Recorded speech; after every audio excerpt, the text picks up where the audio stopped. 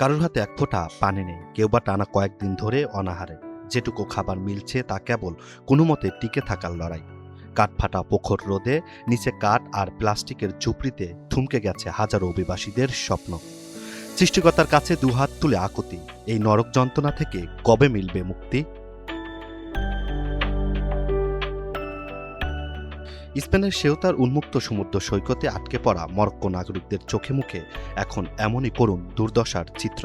Diarrhoea ও পানিশূন্যতায় কোটি মানুষের জীবন বাঁচাতে ও জীবনকে এগিয়ে নিতে নতুন প্যাকে এসএমসি ওরসালাইন।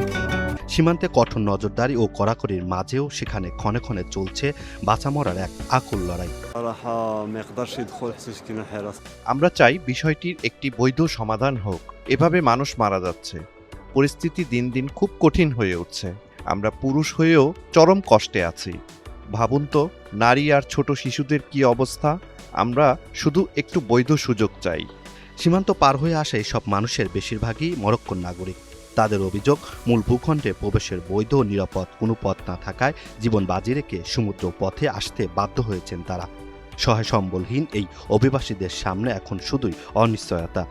আমরা এতটাই মরিয়া ছিলাম যে এভাবে ঢুকে আশ্রয় প্রার্থনা করা ছাড়া আর কোনো পথ ছিল না। আমরা কখনোই অনিয়মিত পথে ঢুকতে চাইনি, কিন্তু বৈধভাবে ঢোকার কোনো সুযোগ আমাদের দেয়া হয়নি। অনেকে টানা 4 দিন পর্যন্ত খাবার ছাড়া ছিল। পানি সরবরাহ বন্ধ করে দেওয়া হয়েছিল। খাবার নেই, পানি নেই।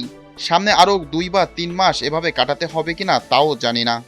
অনুপ্রবেশ ঠেকাতে সেউতা সীমান্তে এরই মধ্যে জোরদার করা হয়েছে সর্বাত্মক নিরাপত্তা ব্যবস্থা। কাঁটাতারের বেড়া, হাইটেক নজরদারি ক্যামেরা আর অতিরিক্ত পুলিশ মোতায়েন করায় নতুন করে প্রবেশ প্রায় অসম্ভব হয়ে পড়েছে।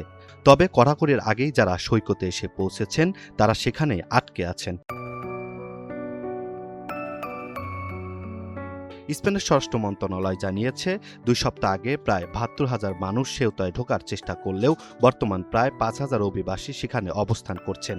কবে মিলবে আইনি স্বীকৃতি কিংবা স্থায়ী সুযোগ?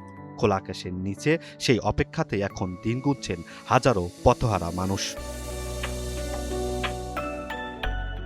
Imran Hussain, NTV online.